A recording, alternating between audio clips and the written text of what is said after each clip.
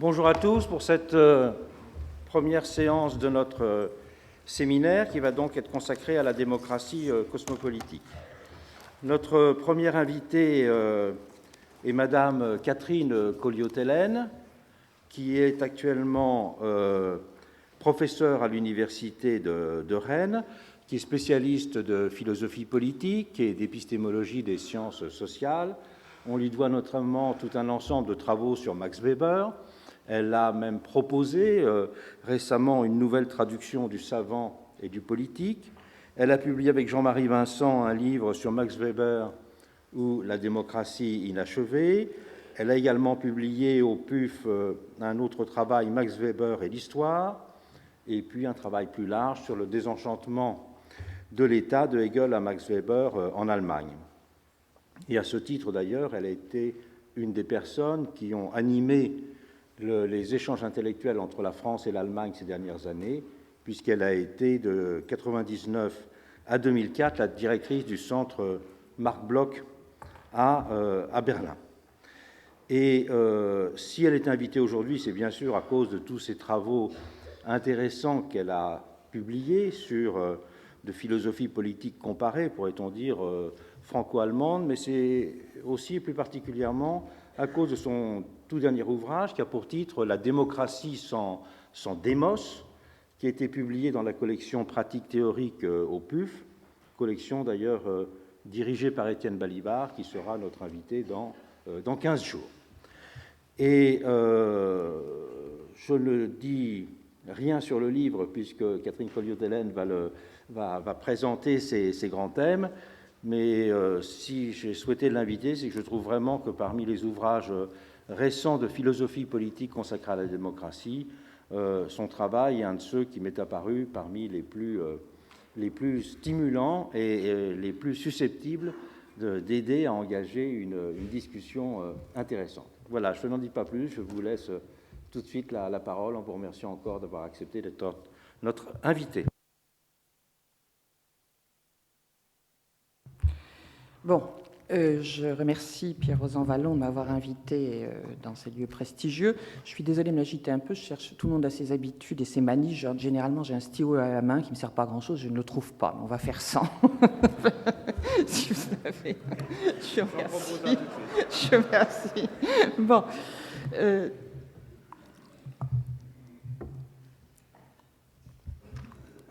Bon, je commencerai par évoquer l'inflation de la littérature sur la démocratie aujourd'hui et les incertitudes sur la signification du terme qui sont à proportion de sa valorisation.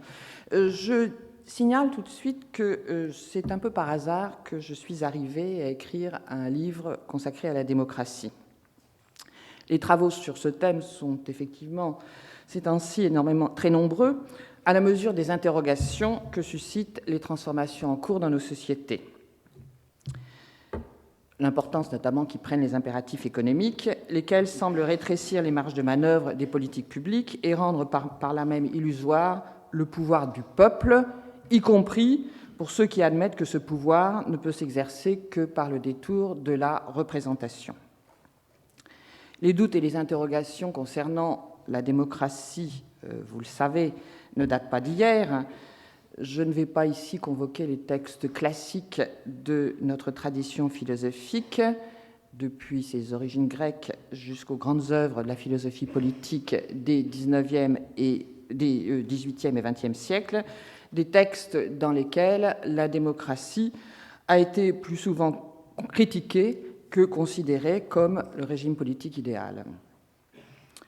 Ce n'est que vers la fin du XIXe ou au début du XXe siècle qu'il est devenu habituel, dans les sociétés occidentales, de parler de démocratie pour désigner le bon régime, et le terme alors ne s'opposait plus à la monarchie ou à l'aristocratie, comme dans la typologie traditionnelle des formes de gouvernement, mais à la dictature ou aux différentes formes de gouvernement oppressif ou autoritaire. Mais dès ce moment, ce qu'on devait entendre par démocratie, c'est-à-dire le type d'organisation qui réalisait les valeurs positives impliquées dans le terme, a été l'objet de litiges.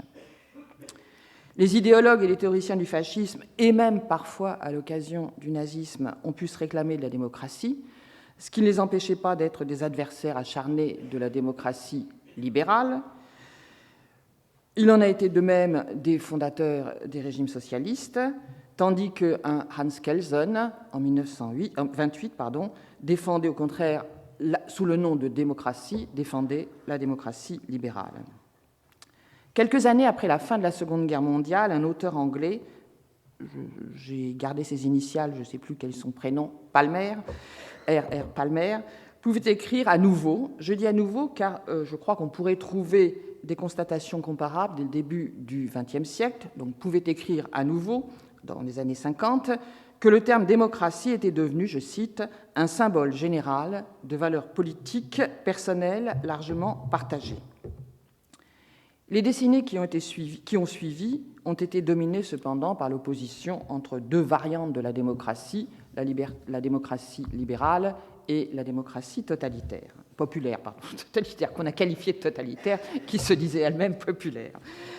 La disparition d'un des deux adversaires, à la suite de la chute du mur de Berlin en 1989, a une fois encore laissé croire non seulement que la démocratie était en passe de s'imposer partout comme la forme supérieure du gouvernement politique, mais en outre que sa signification et par conséquent ses implications en termes institutionnels faisaient pour l'essentiel consensus. Alors, je rappelle ces choses bien connues pour souligner que la valorisation de la démocratie depuis le début du XXe siècle s'est accompagnée de façon continue de débats conflictuels concernant ce que le terme recouvre. La floraison des recherches et écrits sur la démocratie depuis une dizaine d'années laisse penser qu'aujourd'hui encore, le consensus sur sa signification est loin d'être aussi évident que certains ont voulu croire dans l'après-89. Mais l'abondance de cette littérature a aussi de quoi effrayer.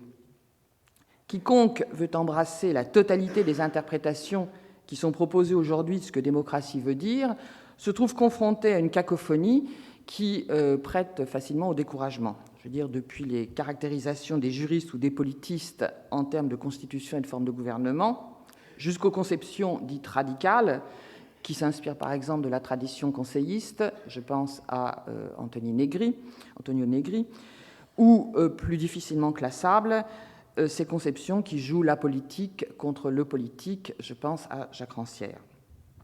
Précisément parce que la démocratie est, je reprends la formule de Palmer, un symbole général de valeurs politiques et personnelles généralement partagées, chacun s'en revendique pour y mettre les contenus les plus divers.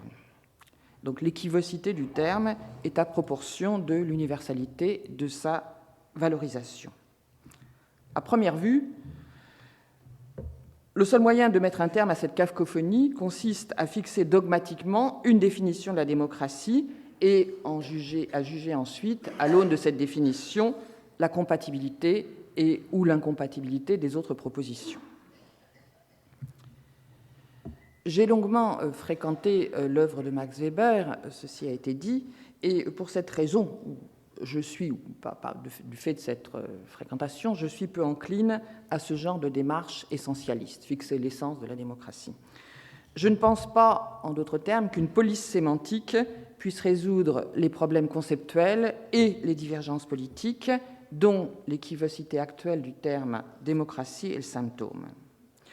Je fais cette remarque en point de départ pour prévenir un contresens sur le propos du livre que je viens ici présenter, donc La démocratie sans démos.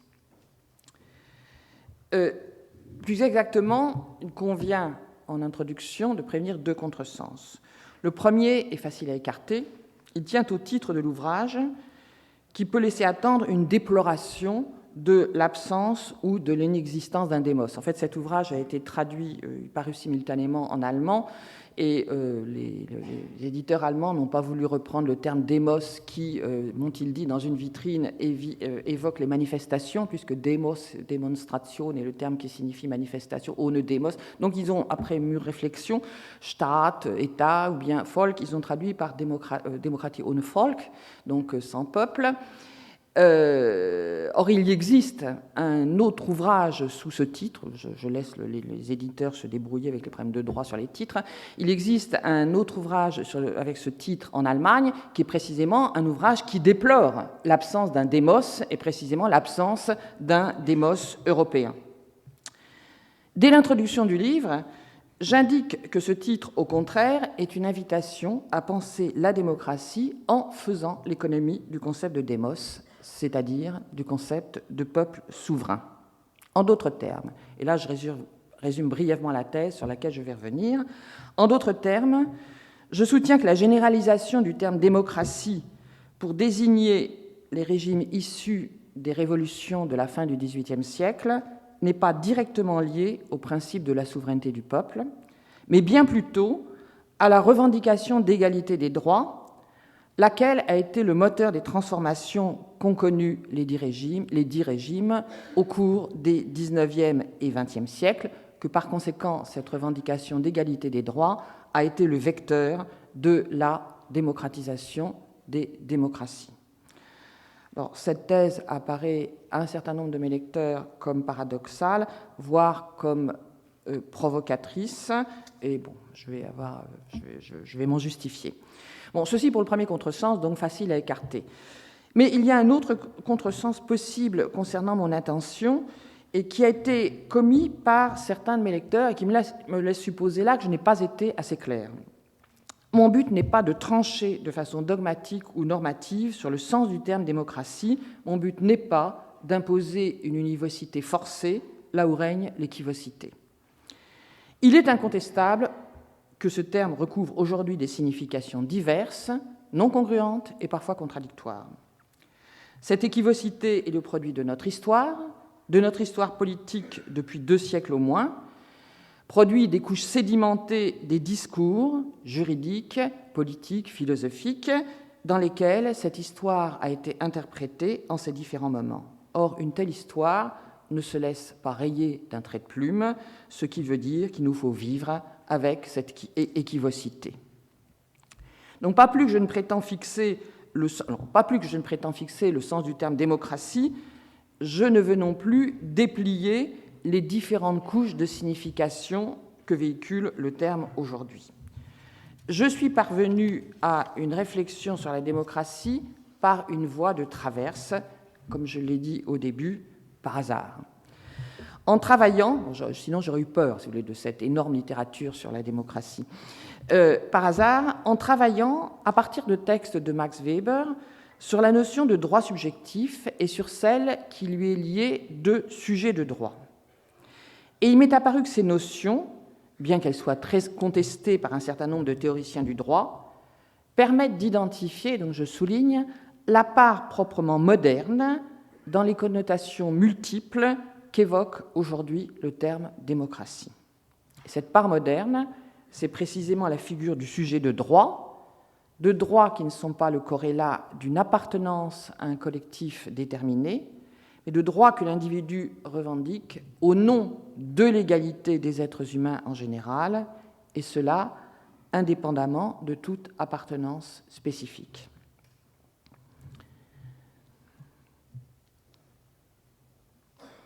Bon, je ne vais pas ici reprendre l'ordre de ma démonstration tel que je l'ai exposé dans le livre. Je ne vais pas, cela va de soi, évoquer la totalité de mes références qui vont à des textes de philosophes, de sociologues et de juristes notamment, et également d'historiens. Donc, des références sur lesquelles j'appuie cette démonstration. Je vais plutôt partir de 4 questions qui sont à l'origine de mon travail, qui se sont croisées à un moment. Elles n'étaient pas nécessairement... pour moi, c'était des questions qui se posaient à moi depuis longtemps, mais il n'était pas du tout évident pour moi qu'elles allaient se croiser. 4 questions, donc, auxquelles je crois être aujourd'hui en état de proposer une réponse au terme de cette recherche, dont les conclusions donc n'étaient pas fixées d'avance et qui m'ont moi-même étonné. Je le répète, je n'avais aucune intention iconoclaste en démarrant cette recherche. Je n'avais pas de souci particulier de l'originalité. Première question. D'où vient que nous nommons aujourd'hui démocratie des agencements institutionnels, des systèmes politiques, mais qui ont aussi des implications en termes d'organisation sociale, D'où vient donc que nous nommons aujourd'hui démocratie des agencements institutionnels qui n'ont pas été à l'origine conçus sous ce nom. Cette origine, nous la faisons remonter communément aux révolutions politiques de la fin du XVIIIe siècle. Révolution française et américaine, je me suis efforcé de tenir compte de l'une et de l'autre dans des limites de mes compétences. Révolution française et américaine, dont les théoriciens et les grands acteurs, pour la plus grande partie d'entre eux, non seulement ne se disaient pas démocrates, mais étaient même souvent hostiles à la démocratie. Bon, je m'appuie là sur les travaux de Palmer que j'ai déjà cités, également sur la critique bien connue de la démocratie par Madison dans la 10e lettre des Federalist Papers, et je crois, j'invoque l'autorité de Pierre-Rosan Vallon, qui, dans La démocratie inachevée, remarque à propos de 1789 « Si tout s'organise autour du principe de souveraineté du peuple, on ne parle guère de démocratie, le terme n'appartient pas à la langue de 1789. » Question 1, donc. Je passe à la question 2. Quelle est la place des droits de l'homme dans la manière dont nous comprenons aujourd'hui la démocratie ? On sait la place qu'occupe la référence aux droits de l'homme dans le discours politique contemporain. Les revendications de justice ont tendance à s'énoncer de façon privilégiée dans le langage des droits. Or, l'omniprésence de ce langage suscite des interrogations de certains qui, tout en n'étant pas hostiles aux droits de l'homme, considèrent néanmoins que la logique des droits est celle de la souveraineté du peuple, qu'ils tiennent pour la seconde, pour la logique de la démocratie, ne sont pas nécessairement congruentes, donc logique des droits et logique de la souveraineté du peuple, et que parfois même elles peuvent être contradictoires ou conflictuelles, ne serait-ce que parce que le droit de propriété figure en bonne place dans le catalogue des droits de l'homme. On touche ici à la différence entre la notion libérale de l'état de droit, qui exige une limitation du pouvoir politique, et la notion de démocratie, qui tend au contraire à son illimitation.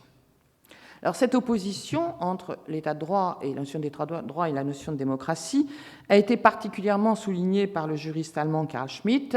Je rappelle, pour ceux qui ne le connaissent pas, qu'il a la réputation, de fait, c'est un auteur nazi, au sens où, à une période, il s'est rallié au nazisme, et que, pour un certain nombre de ses lecteurs ou non-lecteurs, de fait, cela suffit à disqualifier l'ensemble de ses analyses et thèses. Ce n'est pas exactement ma position.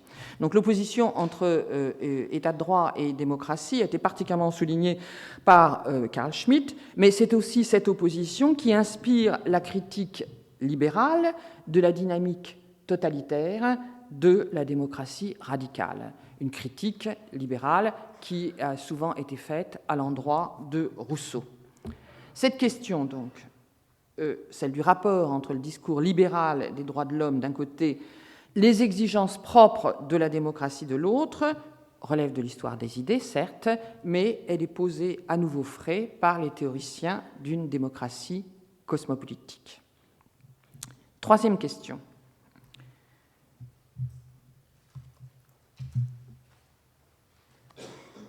Si nous identifions la démocratie à la souveraineté du peuple, comme le fait le discours politique ordinaire, mais comme le font aussi la majeure partie des théories philosophiques, politistes, voire juridiques, les théories contemporaines de la démocratie, on doit constater que cette démocratie est sérieusement menacée par l'érosion de la souveraineté des États.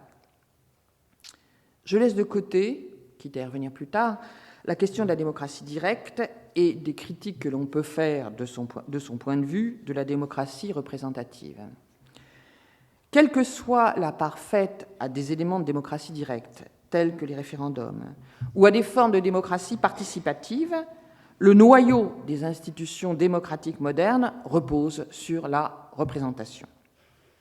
L'acte principal par lequel le peuple est supposé exercer sa souveraineté, c'est le vote. La désignation élective de ceux qui exercent effectivement le pouvoir est l'activité politique centrale des individus composant le peuple, lesquels sont par là assimilés aux citoyens électeurs. Le peuple élit ses représentants à intervalles réguliers, et ceux-ci, soumis au verdict de l'élection, sont tenus, à intervalles réguliers, de rendre des comptes. Or, l'ensemble des phénomènes que nous rassemblons sous le terme globalisation, mondialisation, bon, dans ce contexte, je ne fais pas de différence, donc dans ces dimensions économiques, politiques, juridiques, judiciaires et autres, l'ensemble de ces phénomènes a pour conséquence que les dirigeants politiques des États ne disposent plus des paramètres essentiels qui leur permettent de déterminer leur politique. Ils sont contraints par de multiples pouvoirs qui limitent étroitement cette autonomie. Ces pouvoirs sont, tout d'abord, extrêmement hétérogènes. Cette hétérogénéité est importante parce qu'elle fait toute la difficulté de l'identification du champ de la politique et de ses limites aujourd'hui. Hétérogénéité, disais-je, ils sont publics et privés, des grandes entreprises multinationales, mais on peut penser aussi aux ONG. Ils sont juridiques et judiciaires, ils sont politiques et économiques, et ou économiques, certains de ces puissances ou de ces pouvoirs économiques ayant été créés, je pense au FMI, je pense à la Banque mondiale, je pense à l'OMC, par des accords entre dirigeants politiques, enfin oui, des instances politiques. Ils sont ces pouvoirs nationaux, internationaux, transnationaux. Ils sont constitués à l'initiative des États par des traités, l'Union européenne par exemple, où ils sont issus de la société civile, les ONG encore, etc. Donc, de multiples pouvoirs qui limitent, et de façon extrêmement contraignante, l'autonomie des dirigeants politiques, pouvoirs hétérogènes et pouvoirs qui, au-delà de cette hétérogénéité, ont pour caractéristique commune d'être composés par des individus qui, la plupart du temps, ne sont pas soumis au contrôle de l'élection populaire. La démocratie, même réduite au contrôle intermittent des dirigeants politiques des États-nations, n'est-elle pas un leurre dans la mesure où ces dirigeants n'ont pas la maîtrise de leur politique? La souveraineté du peuple présuppose la souveraineté de l'État. Troisième question, donc. Quatrième question. La possibilité d'une démocratie post-nationale est aujourd'hui à l'ordre du jour. Les positions à cet égard se partagent schématiquement entre deux pôles. D'un côté, les uns affirment qu'il ne peut y avoir de démocratie véritable que dans le cadre d'une communauté définie, dont le paradigme contemporain est l'État-nation, et éventuellement une entité plus large que les actuels États, par exemple une Europe politiquement structurée sur le modèle d'un État fédéral. Ça a été la position, je crois, de Dominique Schnapper lorsqu'elle écrivait, je ne sais pas si c'est toujours la sienne, mais La communauté des citoyens en 1994. C'est la position de Colin Crouch. Bon, je connais l'ouvrage, il existe en anglais, l'origine est en anglais, il existe en allemand, je ne sais pas s'il est traduit en français encore, qui a écrit un ouvrage qui s'appelle Post-démocratie, où il défend effectivement cette thèse. Cela a peut-être été, je ne suis pas certaine, la position de Pierre Rosanvallon. Certainement, on le verra tout à l'heure. Bon, donc, première position. Deuxième position, d'autres annoncent la formation d'une démocratie cosmopolitique dont les institutions supranationales, notamment juridiques, européennes, comme la Cour européenne des droits de l'homme, ou internationales, comme la Cour pénale internationale, pour ne citer que ces deux exemples. Donc, une démocratie cosmopolitique dont les institutions supranationales seraient les fondements. Une position qui est particulièrement représentée en Allemagne, qui l'a été par Habermas. Je crois qu'il a eu des doutes. Il a été tout à fait sur cette position au moment de la création de la Cour pénale internationale en 2002. J'ai l'impression qu'ensuite, il en est un peu revenu. Bon, qui est représenté, toujours de l'autre côté du Rhin, par des auteurs moins connus. J'utilise beaucoup je crois qu'il est philosophe, dans l'ouvrage un philosophe, Hauke Brunkhorst, qui en Allemagne a une bonne réputation, qui est bien connu, et qui défend, qui illustre particulièrement bien cette position, et elle se retrouve également, cette position, donc, une démocratie cosmopolitique est en gestation chez des juristes allemands. Quels sont les arguments pour ou contre l'une et l'autre branche de l'alternative, et surtout, c'est ma question, cette alternative épuise-t-elle les réponses possibles à la question? En d'autres termes, si nous rejetons comme irréaliste aussi bien l'espoir d'un retour au monde des États contemporains, au monde des États souverains, si nous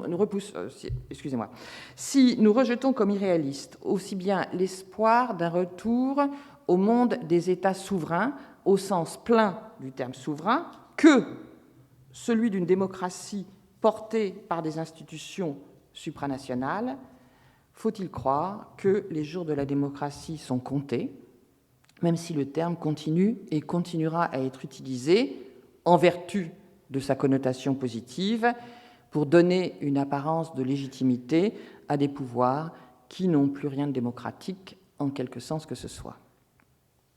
Voilà mes 4 questions. Alors, la réponse à la première question, d'où vient que nous nommons démocratie des régimes qui n'ont pas été originairement conçus sous ce nom, s'est avérée décisive pour résoudre les 3 autres. Cette réponse est difficile à résumer de façon convaincante, tant l'équivalence entre démocratie et souveraineté du peuple passe aujourd'hui pour une évidence dans les théories de la démocratie. Il y a bien quelques exceptions, notamment, je la mentionne ici ou ailleurs, le juriste français Léon Duguy, et dans un tout autre genre, Antonio Negri, qui, dans l'ouvrage intitulé donc démocratie radicale, qui, dans l'ouvrage intitulé Le pouvoir constituant, propose un concept de la démocratie inspiré de la tradition conseilliste qui l'oppose à la souveraineté. Mais bon, ce sont des exceptions. La thèse dominante est que la démocratie, c'est précisément la souveraineté du peuple. Le peuple ne gouverne pas, c'est entendu. On accorde en général cette différence avec la démocratie antique, mais le peuple légifère, même si c'est de manière indirecte. Il participe au processus de production des règles de la vie commune. L'équivalence établie entre souveraineté du peuple et démocratie repose sur ce que je nomme le théorème de l'autolégislation, formulé par Rousseau et décliné sous des variantes diverses dans toutes les théories que je viens d'évoquer. La formule de Rousseau, c'est « le peuple soumis aux lois doit en être l'auteur ». Je cite dans mon livre un certain nombre de variantes, glanées ici ou là. Par exemple, Hauck-Brunkhorst, la démocratie exige l'inclusion de tous les hommes concernés par la loi dans le procès de législation. Ou encore, un autre auteur allemand, dans une enquête empirique sur le caractère démocratique des organisations internationales, sa conclusion est plutôt pessimiste. Mais il part du principe, son critère pour mesurer ce caractère démocratique est formulé de la manière suivante. L'exigence de la théorie démocratique veut que les destinataires d'un droit contraignant exercent une influence sur le procès de législation. Exerce une influence, c'est déjà plus modeste, mais on entend bien encore résonner le théorème de l'autolégislation, le théorème rousseauiste, le peuple soumis aux lois doit en être l'auteur. Alors, il y a diverses voies pour démonter cette équivalence, au-delà du constat de bon sens que la participation du citoyen ordinaire au procès de législation est extrêmement limitée. Une première voie est celle de l'histoire de la philosophie. J'y procède, ou plus exactement, je procède à une lecture attentive du contrat social de Rousseau. Rousseau passe généralement pour un auteur démocrate. Il n'y en a pas tellement dans l'histoire de la philosophie. Donc, Rousseau passe pour le père de la démocratie, ou le théoricien de la démocratie, d'une forme relativement radicale de démocratie. Alors, je rappelle tout d'abord qu'il ne se disait pas démocrate, mais partisan d'une aristocratie élective, seule, selon lui, à permettre un gouvernement éclairé. Car, comme il le disait dans des formulations que les partisans contemporains de la démocratie radicale auraient sans doute bien du mal à accepter, Le peuple réel, ce qu'il nommait la multitude, je cite, est aveugle, et la multitude est aveugle et souvent ne sait ce qu'elle veut parce qu'elle sait rarement ce qui lui est bon. Fin de citation. De sorte que, et je cite encore, c'est l'ordre le meilleur et le plus juste que les sages gouvernent la multitude quand on est sûr qu'ils la gouvernent pour son profit et non pas pour la leur. Fin de citation. Mais ceux-ci, dans le fait qu'ils ne se disaient pas démocrates, mais qu'ils se réclamaient ou qu'ils se disaient partisans d'une aristocratie élective, ceci s'explique par le fait que le terme démocratie était encore entendu à son époque au sens antique, celui de la typologie des trois formes de gouvernement. Donc en ce sens, ce n'est pas un point décisif. Ce qui me paraît plus important, à relire Rousseau, est qu'il ne tirait pas du fameux théorème « le peuple soumis aux lois doit en être l'auteur », la conclusion que le peuple réel, donc tous les individus composant la population d'un État, devaient participer à l'élaboration des lois, ni de manière indirecte, par le biais de la représentation, qu'il a explicitement rejetée, ni de manière directe, quand il s'agit de déterminer le contenu des lois. Il fait intervenir un personnage énigmatique, qui a des modèles historiques, mais demeure énigmatique, qui est le législateur, et qui vient d'ailleurs. Le peuple, ce que le peuple détient en propre, selon Rousseau, ce dont certes il ne doit pas se déposséder, c'est, dans sa terminologie, le droit législatif, c'est-à-dire l'autorité en vertu de laquelle les droits obligent. Les droits obligent en vertu du consentement du peuple, donc le droit législatif, certes, mais ce consentement doit être unanime, il ne peut donc être que présumé. Il ne peut pas être produit par une procédure où les différences et les divergences seraient tranchées par la règle de la majorité. La règle de la majorité, pour Rousseau, ne doit valoir que pour les lois ordinaires, et les lois ordinaires, pour lui, cela relève du gouvernement. Le contrat social ne concerne que les lois au sens fort du terme, pour Rousseau, c'est-à-dire les lois fondamentales, pour nous, ce qu'on nomme la Constitution. C'est dans la détermination des lois fondamentales, et à ce niveau seulement, que se joue la souveraineté du peuple. Et à ce niveau, le consentement doit être unanime, ce qui implique que les divergences à l'intérieur du peuple réel, la multitude donc, doivent être suspendues. Bon, je suis revenu depuis la rédaction de l'ouvrage sur ce point dans un article qui est paru dans une revue en ligne, Ius Politicum, sous le titre « Les masques de la souveraineté », où je m'amuse un peu en travaillant sur le concept de souveraineté de Bodin à Rousseau en passant par Hobbes, en montrant que le peuple souverain, dans la logique de cette histoire évidemment philosophique de la souveraineté, le peuple souverain doit être muet. Et que pour rendre la parole au peuple, avec la diversité qui est celle d'un peuple réel, il a fallu valider le principe du vote majoritaire, ce que fait, le prétexte de l'article était un colloque autour de Karen Malberg, ce que fait le juriste français Karen Malberg, qui se réclame de Rousseau, mais qui, de façon symptomatique, confond la volonté générale et la volonté de tous et valide le principe du vote majoritaire. En d'autres termes, la proposition « le peuple soumis aux lois doit en être l'auteur » n'a de sens chez Rousseau que sous la condition d'une métamorphose du peuple réel, la multitude, les individus composant cette multitude, en peuple politique, le corps politique dans sa terminologie, c'est-à-dire le peuple qui statue de façon unanime sur les lois fondamentales qui l'organisent.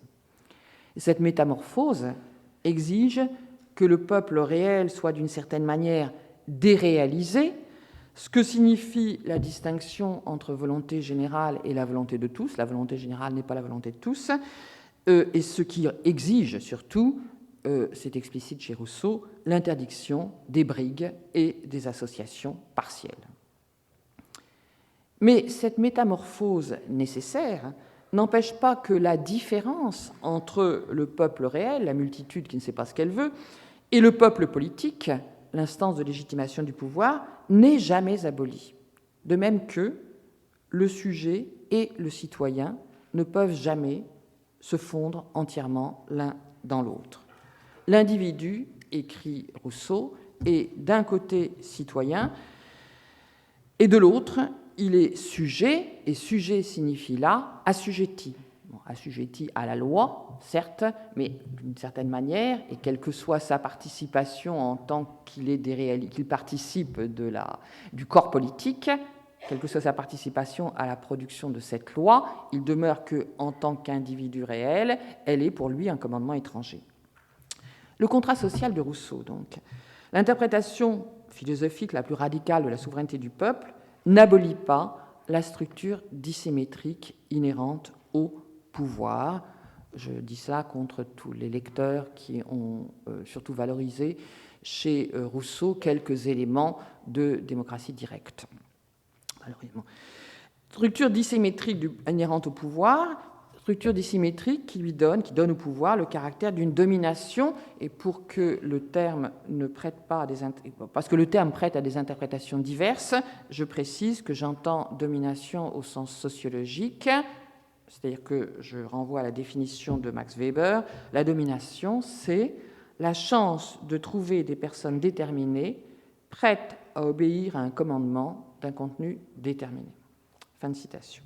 Donc, première démarche pour démonter l'équivalence démocratie, souveraineté du peuple, donc je vais à Rousseau. Deuxième démarche, l'histoire politique, en 2 étapes. Les théoriciens et acteurs des révolutions de la fin du XVIIIe n'établissaient pas non plus de lien de consécution immédiat entre l'affirmation de la souveraineté du peuple et les modalités de constitution des pouvoirs politiques, législatifs aussi bien qu'exécutifs. Alors, je précise ici, il faudrait que je sois plus longue, je force un peu, je pense qu'il y avait ambiguïté dès l'origine et que cette ambiguïté se trouve un écho sous la forme d'une difficulté, en particulier chez Kant, à mon sens très bon interprète de la Révolution française, Kant, qui distingue citoyens actifs et citoyens passifs. Citoyens actifs sont ceux qui bénéficient des droits politiques et citoyens passifs sont ceux qui, au contraire, en sont privés. Qu'il distingue, il ne le distingue pas. S'il fait la distinction, en même temps, il dit que cette distinction lui pose problème. Je crois cependant, malgré cette réserve, que l'on peut affirmer que la souveraineté du peuple, pour les acteurs des révolutions, et notamment la Révolution française, était avant tout entendue, de même que chez Rousseau, comme un principe abstrait de légitimation du pouvoir opposé au principe de la tradition dynastique. Quant aux procédures choisies pour sélectionner les individus en charge des magistratures publiques, elles n'étaient pas inspirées par le souci de représenter le peuple, c'est-à-dire de faire entendre sa voix, et de fait, cela aurait signifié faire entendre ses voix, parce que le peuple réel ne parle pas d'une voix unanime, mais elles avaient pour but, ces procédures, de sélectionner les meilleurs, c'est-à-dire les individus les plus compétents et les plus susceptibles de faire prévaloir l'intérêt public sur leurs intérêts personnels. Bon, je renvoie là, ou du moins c'est ce que Bernard Manin, dans son très bel ouvrage sur les principes du gouvernement représentatif, nomme le principe de distinction. Et c'est la raison pour laquelle les révolutionnaires pouvaient ne pas voir de contradiction entre l'affirmation de l'égalité de tous dans les déclarations des droits de l'homme et du citoyen et les conditions censitaires, plus ou moins exigeantes, selon les dates, du droit de suffrage et d'éligibilité. Première étape, donc, de cette histoire politique. Deuxième étape, on se déplace vers le milieu du XIXe siècle, c'est vers le milieu, dans la seconde partie du XIXe siècle, que se généralise peu à peu l'emploi du terme démocratie pour qualifier les institutions politiques des sociétés nées des révolutions, des régimes nés des révolutions. Facteur décisif, l'instauration du suffrage universel. Je m'appuie ici encore, pour aller vite, sur Bernard Manin, qui note que dans la seconde moitié du XIXe siècle, l'extension du droit de suffrage et la disparition du sens d'éligibilité, et, je le cite, en particulier l'avènement spectaculaire du suffrage universel, donnèrent une puissante impulsion à la croyance que le gouvernement représentatif se muait peu à peu en démocratie. » Fin de citation. Il y a donc eu, au cours du XIXe siècle et de la première moitié du XXe, un processus de démocratisation des démocraties. Cette formule circule aujourd'hui et les auteurs lui donnent différents sens. Je l'interprète ici à ma manière, donc pour désigner le procès qui a conduit à qualifier de démocratie des régimes politiques qui n'avaient pas, à l'origine, été pensés ni désignés sous ce nom.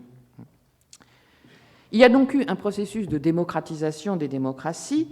Toutefois, le vecteur idéologique de ce processus, n'a pas été le principe de la souveraineté du peuple, mais l'idée, également formulée au temps des révolutions, de l'égalité des droits.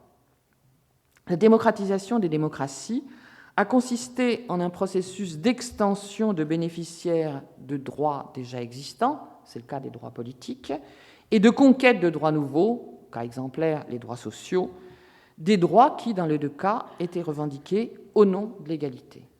Je ne pense pas, soit dit au passage, que dans cette perspective, la distinction classique entre les droits-libertés, droits civils, je ne sais pas trop où ranger droits politiques, et les droits-créances, droits sociaux, je ne pense pas que cette distinction soit fondamentale du point de vue de la logique qui préside à la revendication des droits.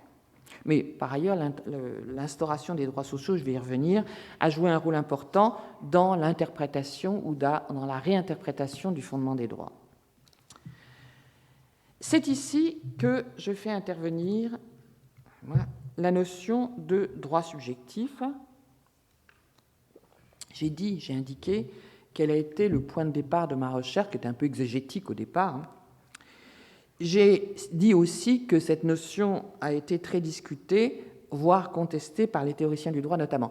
Sur le plan de l'expression elle-même, les droits subjectifs distincts des droits objectifs, elle apparaît au XIXe siècle. Alors bien sûr, on peut faire une préhistoire de la notion, on l'a trouvée là où l'expression n'existe pas encore, mais elle date du XIXe siècle et, sous réserve, je crois qu'elle est particulièrement prégnante chez les théoriciens allemands, à tel point que certains lecteurs français l'ont pourfendu, c'est le cas de Léon Duguy, qui considérait qu'elle était caractéristique de la pensée allemande et qu'elle avait à voir avec la valorisation du pouvoir de l'État, la survalorisation du pouvoir de l'État.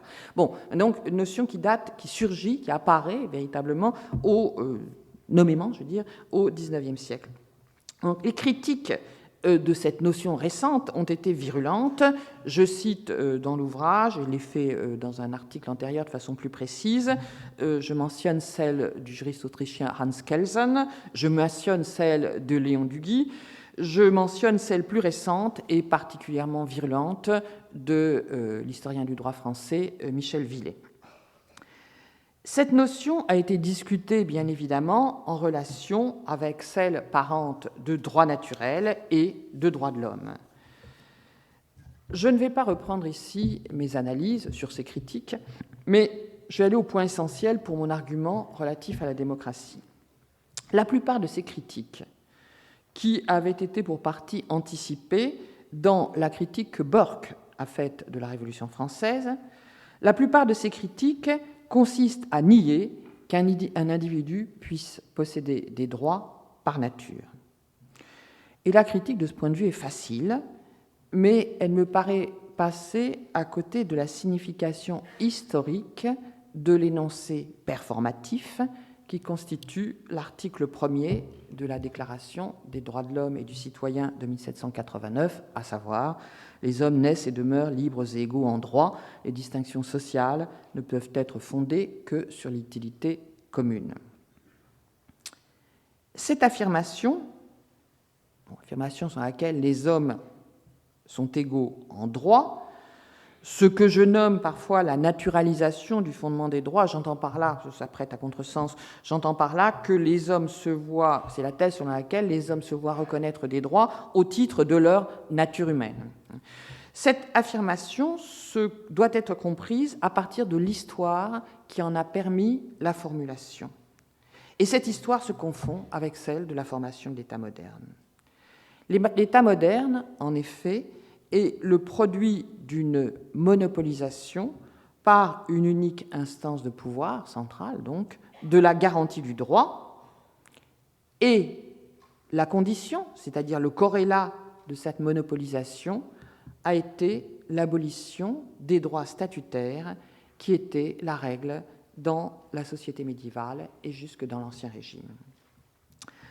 Abolition des droits statutaires, c'est-à-dire des droits privilèges, ou encore, ou plus généralement, des droits liés à une appartenance particulière, qui pouvait être une église, ou l'Église, un ordre, une caste, une corporation, une ville libre, etc. L'État moderne est le résultat de cette abolition, c'est-à-dire le résultat d'un procès séculaire dont la Révolution française, de ce point de vue, constitue simplement le point d'achèvement. Affirmer que les hommes naissent et demeurent libres et égaux en droit, c'était affirmer en d'autres termes que ce n'est pas en vertu d'une appartenance à un collectif particulier que des individus ont des droits. Alors, je dois dire que cette thèse, que je résume très brièvement, doit beaucoup à ma réinterprétation de la fameuse définition que Max Weber donne de l'État par le monopole de la violence physique légitime. Beaucoup de lectures ultérieures, Weber en porte une part de responsabilité, cette thèse est parfois lue comme une valorisation de la violence. En vérité, dans des écrits antérieurs, enfin dans certains des textes de Max Weber, le terme contrainte figure à la place du terme violence. Et là, on reconnaît une thèse des historiens du droit, des historiens allemands du droit à l'époque, c'est-à-dire que la thèse que je viens d'exposer, celle d'une histoire solidaire, la formation de l'État moderne et de l'histoire du droit, dont le noyau est la destruction d'un pluralisme juridico-politique qui était le régime général des sociétés médiévales. Donc cette thèse sur laquelle l'État résulte d'une monopolisation de la garantie du droit est une thèse très fréquente et qu'on retrouve encore aujourd'hui centrale chez un certain nombre d'historiens allemands notamment. Bon. La conséquence de cette thèse, c'est que c'est l'État moderne qui a individualisé. La conséquence de cette lecture, de cette interprétation de l'histoire de la formation de l'État moderne, c'est que c'est cet État qui a individualisé le sujet de droit, c'est-à-dire que c'est cet État qui a rendu pensable l'idée que l'individu en tant que tel, et non pas en vertu d'une appartenance statutaire particulière quelconque, puisse être considéré comme sujet de droit.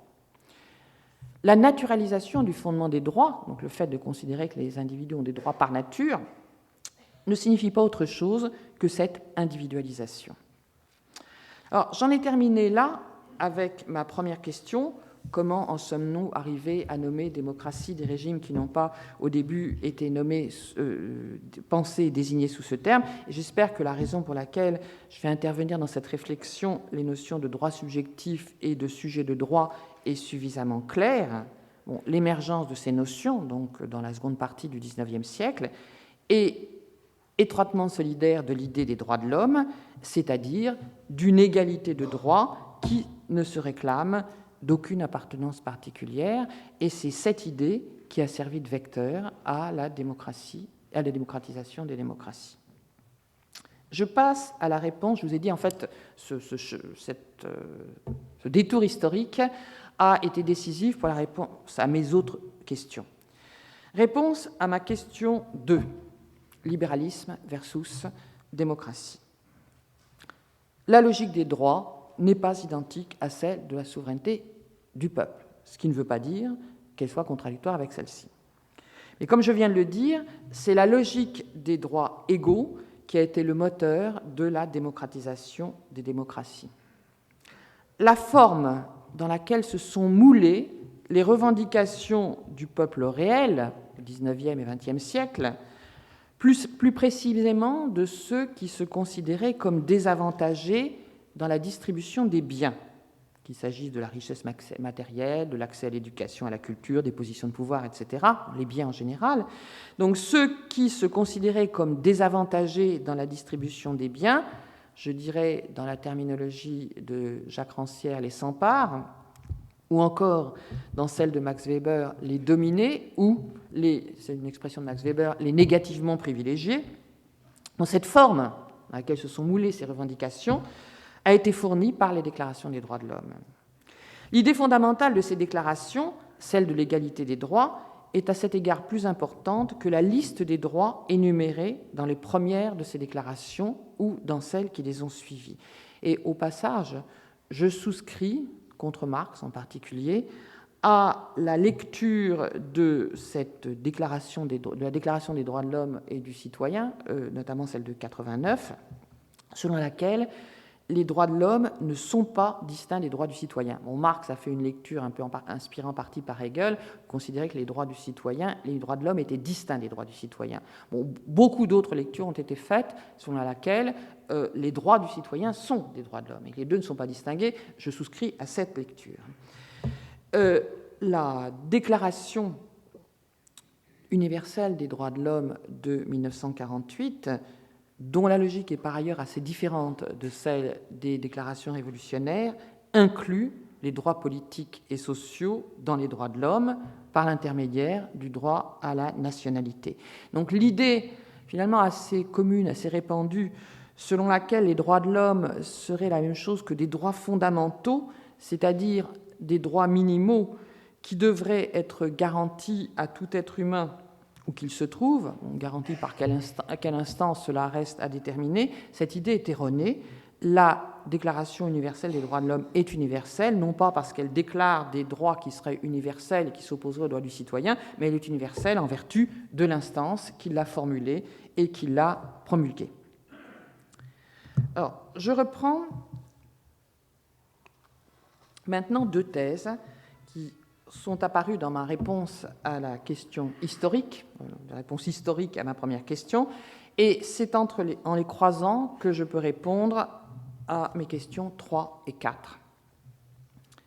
Thèse 1. La démocratie moderne n'est pas un agencement institutionnel qui tendrait à abolir la domination. La différence entre ceux qui commandent et ceux qui obéissent, même si ceux qui commandent sont supposés le faire par le moyen de la loi et en vertu de la loi, cette différence n'a pas été fondamentalement remise en cause dans les démocraties modernes, qui ne tentent pas, comme le soutiennent notamment les partisans d'un concept radical de la démocratie, donc les démocraties modernes ne tendent pas à l'identité des dominants et des dominés, c'est-à-dire à l'abolition de la domination. Thèse 2. Ce qui a conduit à nommer démocratie les institutions ainsi modifiées est un procès de démocratisation impulsé par la revendication de droits égaux, un procès qui n'est jamais achevé et un procès qui n'est jamais non plus prémuni contre les régressions. Ces revendications présupposent l'existence d'instances de pouvoir, instances auxquelles elles s'adressent et auxquelles elles doivent s'adresser parce que ce sont des revendications de droit et qu'il ne peut y avoir de droit garanti sans pouvoir de contrainte. La dialectique des revendications et des droits me paraît essentielle pour comprendre la dynamique des démocraties modernes. Les juristes, c'est le cas en particulier de Kelsen, mais c'est assez fréquent, c'est une objection qui m'a été faite souvent chez nombre de juristes plus généralement, les juristes soutiennent souvent que le terme de droit subjectif ne peut s'appliquer de façon rigoureuse qu'à une prétention garantie par le droit objectif. En d'autres termes, il n'y a de droit qu'opposable. Un droit non opposable serait un non-sens.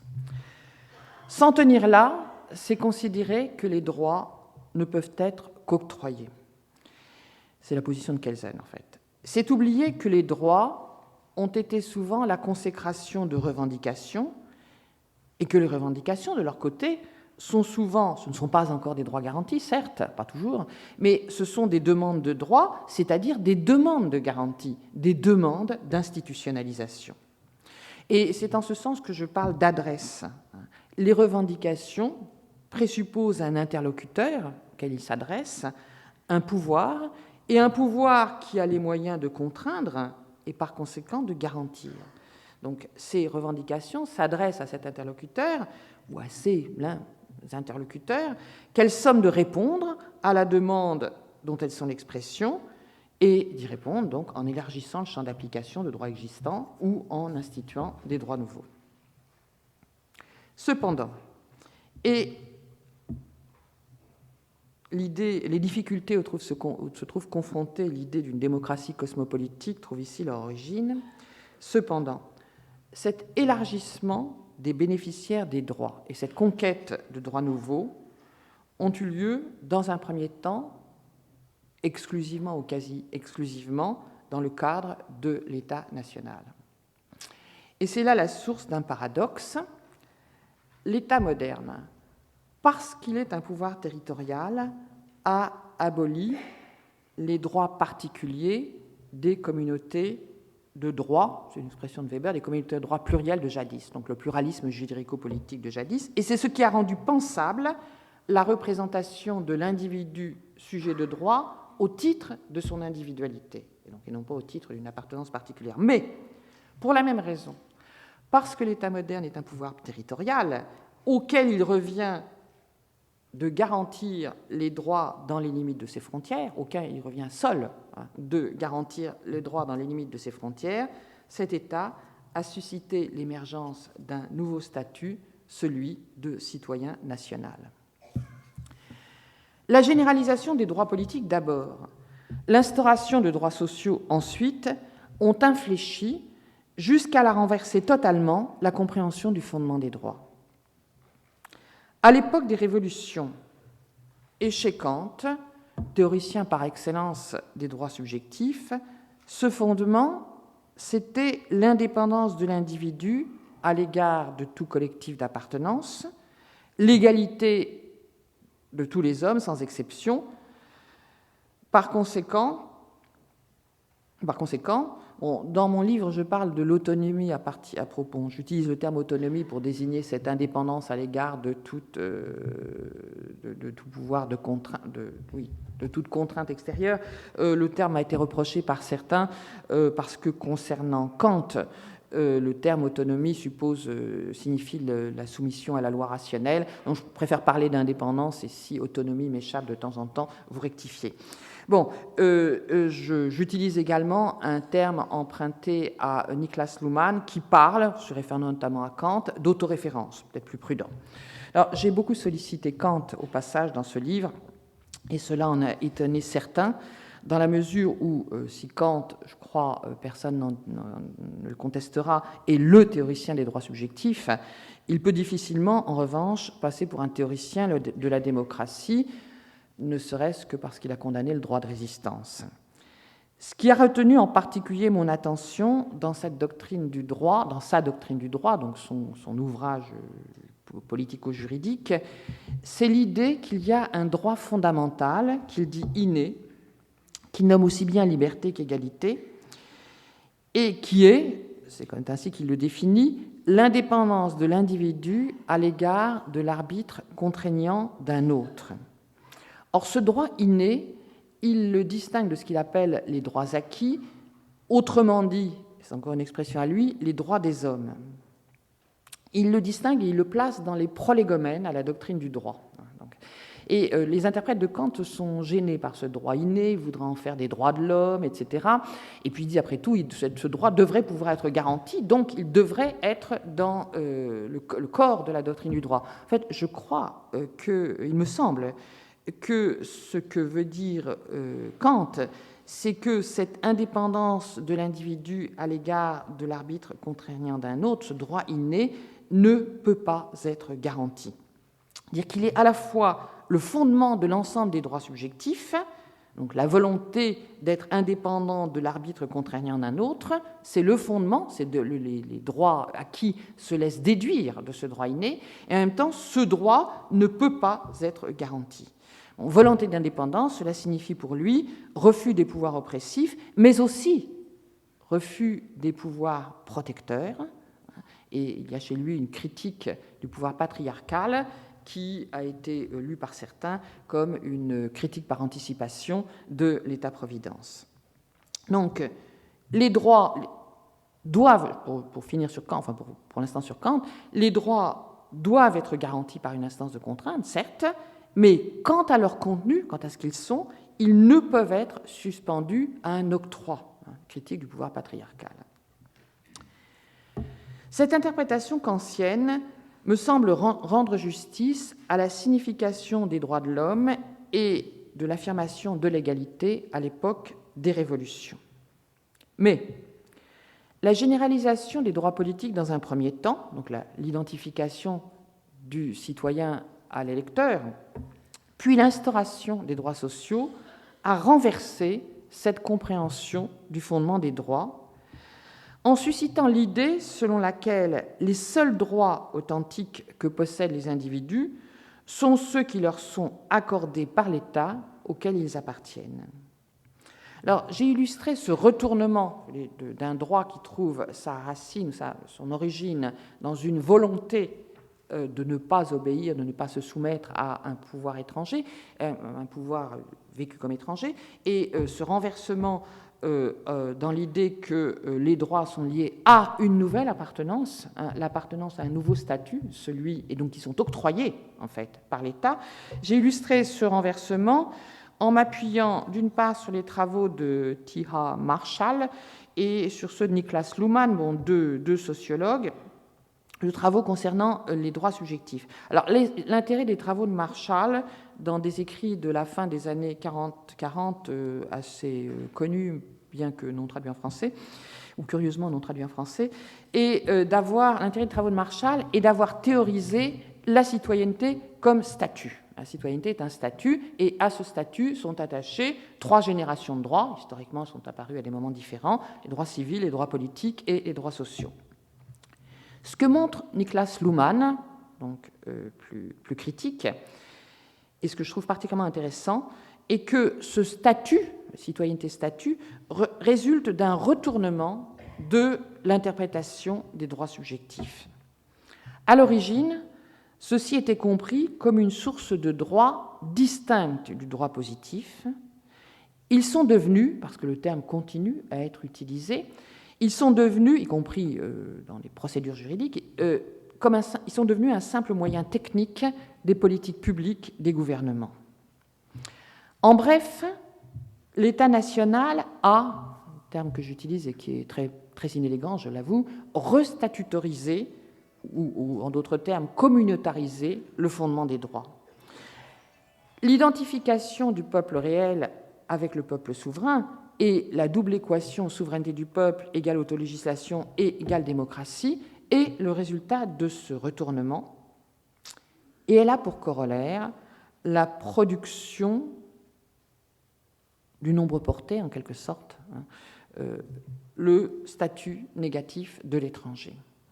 L'étranger, c'est le non-citoyen. La communautarisation, la nationalisation de la citoyenneté, donc la transformation de la citoyenneté, la nationalisation de la citoyenneté, la transformation de la citoyenneté en un statut attaché à une appartenance, a produit, comme son nombre porté, le statut négatif de l'étranger. J'évoque notamment les travaux de Daniel Le Chacq, qui remarque que dans la longue histoire, en fait, du problème de l'étranger, du statut des étrangers, une histoire très longue, mais évidemment, ce statut n'était pas pensé, la question n'était pas posée de la même manière dans une époque de pluralisme juridico-politique qu'il l'est dans les conditions de l'État moderne. Daniel Le Chacq remarque que l'étranger aujourd'hui, c'est le non-national, par conséquent le non-citoyen, celui qui n'appartient pas à la communauté politique constituée comme État. L'aporie du droit à avoir des droits, formule qui circule aujourd'hui, formule que l'on doit, qui remonte à Hannah Arendt et qui circule dans nombre de textes aujourd'hui sur les droits de l'homme. Cette aporie, telle qu'elle est formulée donc par Arendt dans sa méditation fameuse sur le statut des apatrides dans l'entre-deux-guerres, je fais référence au texte que l'on trouve dans les origines du totalitarisme, cette aporie résulte de cette politisation ou communautarisation du fondement des droits. Ce que constate Arendt, c'est que les individus privés de citoyenneté, les apatrides donc, ne se voyaient même pas garantis l'effectivité des prétendus droits de l'homme, des droits de l'homme conçus comme des droits minimaux distincts des droits du citoyen. Donc, l'appartenance ou une appartenance nationale, une citoyenneté nationale, apparaissait être la condition de garantie de tout droit. Et la seule alternative pensable, notait-elle, pour ceux qui n'avaient plus de nationalité, ils en avaient été privés, était l'appartenance à l'humanité, pour autant que l'humanité puisse se constituer en communauté politique. Or, Arendt considérait cette constitution comme impossible. Toutes choses égales par ailleurs, les réflexions d'Arendt sur les apatrides sont facilement applicables, transférables, aux problèmes que pose aux démocraties contemporaines le statut des étrangers. L'identification du peuple réel au peuple souverain a pour conséquence une communautarisation de la démocratie. J'entends communautarisation sans référence au problème du communautarisme. Je veux dire, la transformation de la démocratie en une communauté close, plus ou moins close. On peut rêver que ces frontières soient poreuses, mais il reste que toute communauté a des limites qu'elle n'inclut que dans la mesure où elle exclut. Donc, la question est de savoir si l'on doit imputer au peuple démocratique la responsabilité de sa clôture. J'en arrive maintenant à mes troisième et quatrième questions, où j'aborde enfin ce qu'annonce mon titre, mais vous allez voir que le détour historique me permet, que je crois indispensable, me permet d'être plus rapide maintenant. La question 3 était: la démocratie, aujourd'hui, dans les conditions de la globalisation, est-elle un leurre ? Je réponds oui, si nous identifions la démocratie à la souveraineté du peuple. La souveraineté du peuple présuppose la souveraineté de l'État, dans la mesure où le peuple souverain, donc le démos des démocraties modernes, n'a de consistance que comme entité constituée en unité par le pouvoir territorial de l'État. De ce point de vue-là, je souscris à une remarque de Kelsen dans La démocratie, sa nature, sa valeur, un ouvrage intéressant parce qu'il fait une curieuse justification de la démocratie en expliquant qu'elle n'est jamais à la hauteur de ses idéaux, mais qu'en même temps, ces idéaux sont nécessaires pour qu'elle existe et qu'elle fonctionne. Bon, ces idéaux sont des idéologies et des idéologies nécessaires. Bon, il remarque, en vérité, le peuple, à propos des équivocités du terme peuple, qui sont au moins aussi importantes que celles du terme démocratie, en vérité, le peuple n'apparaît en un sens quelque peu précis, que du seul point de vue de l'unité juridique, son unité normative résulte au fond d'une donnée juridique, la soumission de tous ses membres au même ordre étatique. Fin de citation.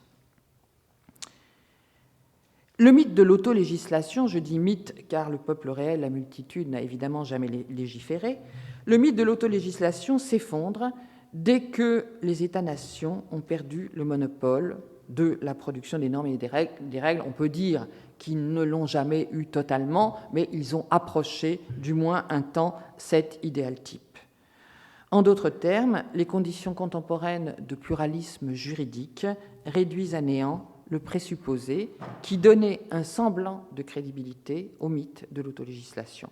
Alors là, j'évoque vers la fin de l'ouvrage, et c'est là-dessus que j'essaie de travailler, maintenant les ouvrages de juristes français, Mireille Delmas-Marty, le travail aussi de Günther Teubner, donc un juriste loumanien, les travaux aussi de François Host et de Michel von de Kerchove, sous un titre intéressant ou significatif de la pyramide au réseau.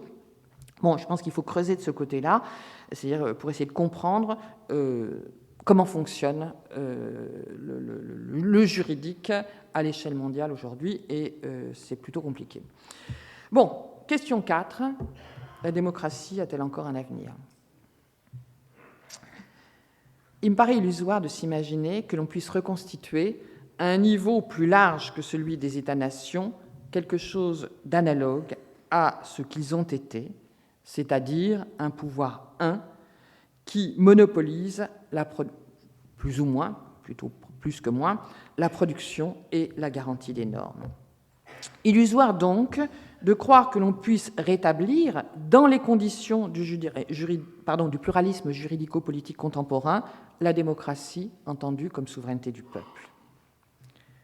En revanche, l'interprétation de la démocratie au fil conducteur des droits subjectifs, donc de la revendication des droits égaux, permet d'espérer que le processus de démocratisation se poursuive sous d'autres formes, ce qui ne signifie pas, bien entendu, que la partie soit gagnée. Donc, plutôt que de déplorer la perte de souveraineté des États, très certainement irréversible, je pense que les démocrates doivent prendre acte de la topologie nouvelle des pouvoirs, de leur multiplicité non hiérarchisée, de leur hétérogénéité, je l'ai déjà évoqué, de l'absence aussi de distinction nette entre pouvoirs politiques, juridiques, économiques ou sociaux. Cette topologie nouvelle a pour conséquence que les concepts du droit public et de la philosophie politique moderne, du moins certains des concepts centraux du droit public et de la philosophie politique moderne, sont probablement obsolètes. Le concept de souveraineté, à strictement parler, la souveraineté ne se laisse pas partager, ne se laisse pas transférer, etc. On ne sait plus exactement de quoi on parle quand on parle de souveraineté à propos d'une souveraineté qui devrait pouvoir se distribuer en morceaux. Vous revenez à Baudin, c'est impensable. Le concept de légitimité, également. Les pouvoirs qui exercent des effets négatifs ou positifs sur les droits des individus ne sont pour la plupart ni légitimes ni illégitimes. Ils existent, purement et simplement. Il faut donc prendre acte de cette topologie nouvelle pour exiger... il faut donc prendre acte de cette topologie nouvelle et par conséquent de la nécessité d'inclure dans les pratiques politiques démocratiques toutes les formes d'action qui visent ces pouvoirs dans la diversité pour exiger d'eux la reconnaissance de l'égalité des droits existants et des droits nouveaux. On peut y inclure maintenant les droits écologiques, le droit à un environnement sain, l'accès aux médicaments et aux soins, etc. Ces formes d'action, pour utiliser la terminologie des sociologues et certains politistes, le répertoire d'action, ces formes d'action vont des formes légales à des formes illégales. Formes légales, participation à des procédures légales, aux élections, pour agir sur les pouvoirs qui sont encore constitués par ce moyen, appel à des juridictions diverses, supranationales comme nationales, supranationales contre nationales éventuellement, et je dis jusqu'à des formes illégales, à des degrés divers, la grève sauvage, les manifestations de rue, les révoltes ou la révolution, en passant, répertoire d'action, en passant par toutes les mobilisations émanant de ce qu'on appelle la société civile, activités des ONG notamment. Et démocratique, non pas toute mobilisation et toute contestation, mais toute mobilisation et toute revendication qui se fait au nom de l'égalité. Quelques remarques pour conclure. La reconnaissance du caractère inévitable de la domination, c'est-à-dire de la dissymétrie en tant qu'elle est constitutive de toute relation de pouvoir, est essentielle à la perspective que je défends. À l'idée souvent entretenue par les théoriciens démocrates radicaux selon laquelle donc, la démocratie viserait à l'élimination de la domination, une interprétation de la démocratie centrée sur la revendication d'égalité, telle que je la propose, objecte qu'il faut qu'il existe des pouvoirs et des pouvoirs de contrainte, les modalités de cette contrainte peuvent être diverses, pour assurer la garantie des droits. Donc toute revendication, je me répète, s'adresse à un destinataire, et quand il s'agit de revendication de droits, ce destinataire est supposé être suffisamment puissant pour permettre la conversion de la revendication en droit. Hannah Arendt remarque, quelque part, je crois que c'est dans le texte a été traduit sous le titre du mensonge à la violence, elle parle de la bureaucratie entendue comme un pouvoir anonyme. Elle note à ce propos que ce pouvoir, qui ne commande pas à proprement parler, à propos de ce pouvoir, elle note « quand on exige des responsabilités et des réformes, il n'y a personne. Et avec personne, on ne peut pas compter, on ne peut pas l'influencer ou le persuader, on ne peut exercer de pression sur lui. » Fin de citation. L'absence d'adresse, en fait, il n'y a pas de destinataire à l'adresse de revendication. Un des problèmes que pose aujourd'hui l'invocation des contraintes des marchés et que l'on croit désigner par là des puissances anonymes dont personne ne serait responsable, et qui s'imposeraient par conséquent aux États avec le même type de nécessité que les lois de la nature. Si les citoyens arrivaient à se convaincre que c'est bien le cas, ils n'auraient plus raison d'aller voter, sinon pour perpétuer le spectacle des joutes des partis politiques qui en distraient certains au même titre que les matchs de football. Je ne suis pas une fanatique des matchs de football. Le populisme se nourrit très largement de l'aveu d'impuissance du personnel politique des États. Je crois qu'il faut subvertir ce discours pour donner encore une chance à la démocratie. Et cette subversion implique de reconnaître que ces pouvoirs non étatiques, qu'il s'agisse d'institutions politiques, juridiques, politiques, économiques, supranationales, d'entreprises économiques transnationales ou d'autres groupes d'intérêts privés, ne sont pas anonymes. Ils sont composés d'individus, et ces individus ne tiennent pas toujours à être connus. Ce sont des individus qui prennent des décisions engageant les destins des autres, ce qui est le propre d'une domination. Il faudrait travailler là, ou on doit travailler là, sur un phénomène constaté par un certain nombre de politistes aujourd'hui, c'est-à-dire le déplacement quelque sorte du centre de gravité de la politique des législatifs aux exécutifs, lesquels exécutifs participent à la constitution de certains de ces pouvoirs dont ils invoquent ensuite l'autorité ou les contraintes pour dire qu'ils n'ont pas le choix, qu'ils ne peuvent pas faire grand-chose. C'est avec ces pouvoirs multiples, j'ai bientôt fini, et hétérogènes que les dominés doivent dorénavant négocier leurs droits.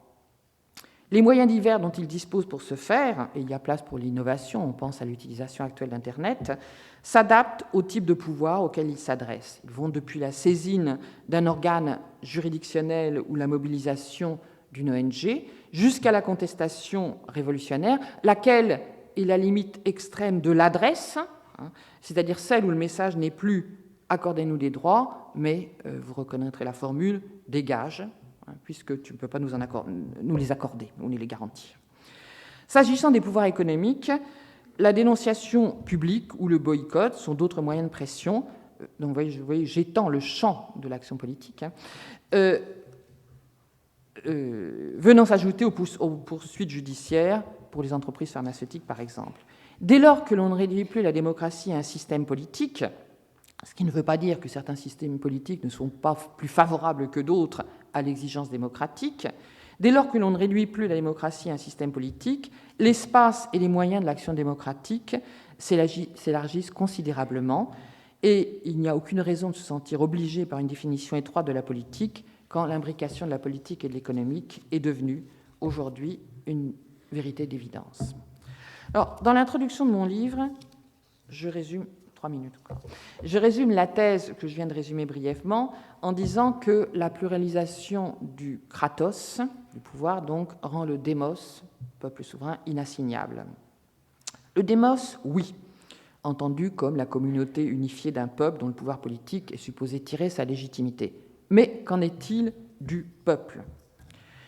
Il ressort de mes analyses que le peuple démocratique, le peuple de la démocratie n'est pas le peuple souverain, lequel n'a donc jamais été qu'une abstraction du droit constitutionnel. Si l'on veut continuer à utiliser ce terme, ce qui sans doute est inévitable, on dira que le peuple démocratique, ce sont les dominés ou les négativement privilégiés, dans le langage de Max Weber, ou les sans-parts, dans celui de Rancière, à condition d'ajouter 2 remarques sur lesquelles je termine.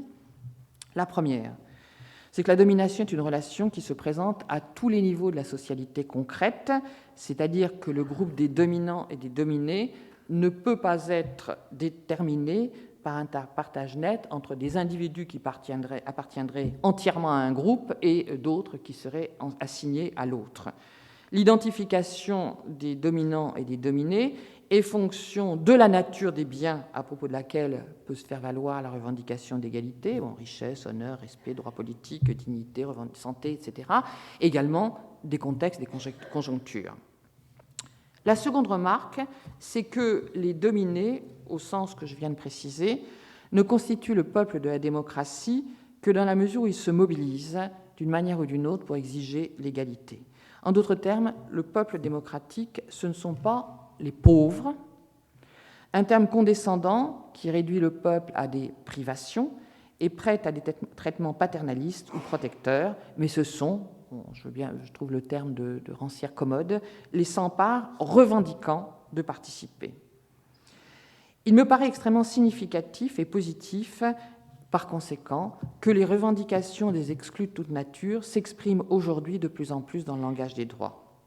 J'en prends pour exemple dans mon livre un travail qui a été fait sur les favelas au Brésil, mais je citerai ici, pour terminer, un ouvrage, le tournant pris par Amnesty International, il y a quelques années, qui a étendu le champ de ses compétences au-delà de la dénonciation des atteintes à la torture et à la liberté, pour y inclure la lutte contre les discriminations générales, y compris les discriminations économiques.